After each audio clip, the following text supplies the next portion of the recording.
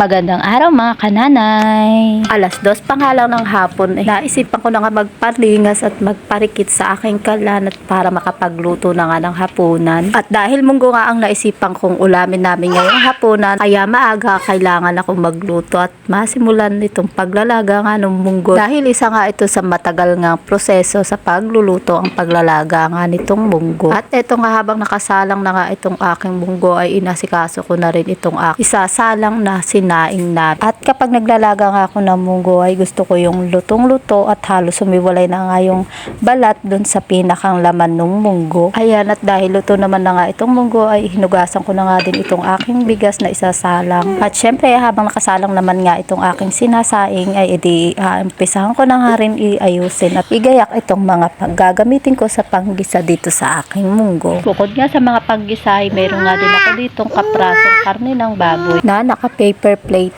pa, o diba? Halatang legit Sharon yan.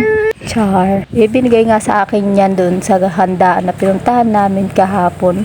Medyo malaki nga din yan pero nabawas-bawasan na nga din dahil na pang ulam na. Eto nga't mga naayos at naisikaso ko na nga rin itong aking mga panghahalo dito sa aking munggo. Meron nga ako ditong ampalaya, kamatis, at syempre itong aking mga panggisa at aking palahog nga. First time nga mangyayari na merong sahog nga itong aking munggo. Salamat Sharon.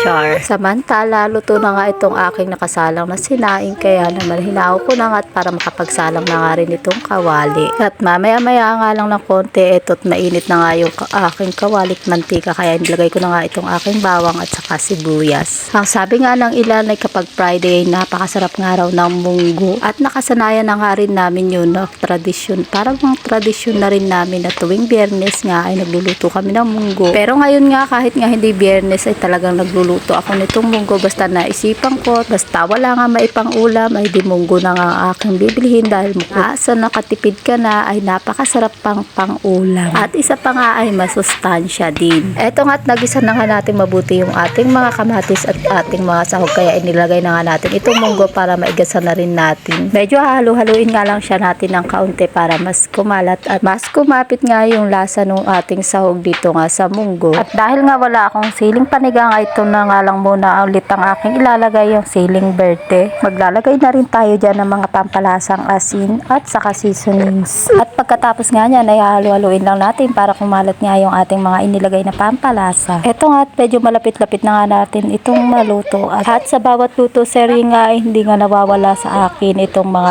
iyakan serye nitong aking kambal. Eto nga tinutopak na naman. At dahil malapit-lapit na nga din ito talaga maluto ay lalagay na nga natin itong ampalaya. At pagkatikim ko nga ay medyo matabang kaya dinagdagan ko pa nga ng asin at konti pang seasonings. Eto na nga at mga kananay, luto na nga itong ating munggo. Talagang masasabi kong napaka-special nga nitong aking nilutong munggo dahil napakasarap nga talaga ng aking pagkakaluto dito. At eto na nga mga kananay, luto na at ready to serve na nga itong ating munggo. Umuusok, talagang napakasarap at lalo na nga kapag kaganyang mainit pa. Ayan, at tingin at itsura pa nga lang at mukhang napakasarap na. At dahil dyan, tikiman time na mga kananay. Siya nga pala mga kananay, makikilambing lang po ang inyong kananay na kung nagustuhan nyo nga itong aking video at para pa sa aking mga iba pang mga video ay huwag nyo kakalimutan mag-like at subscribe. I-follow nyo na rin ako sa aking Facebook page na Buhay Nanay. Maraming salamat po mga kananay. At eto nga, sasandukan ko na nga ng pagkain itong aking mga kambal at ito't malapit na nga nilang maubos itong aking inilagay. At ito na nga rin ang pinakang merienda nila para kahit hindi na nga sila kumain ng hapunan. Ito nga at hindi na rin ako nagpahulit. Ito't kumain na rin ako. At hanggang dito na lang muna mga kananay.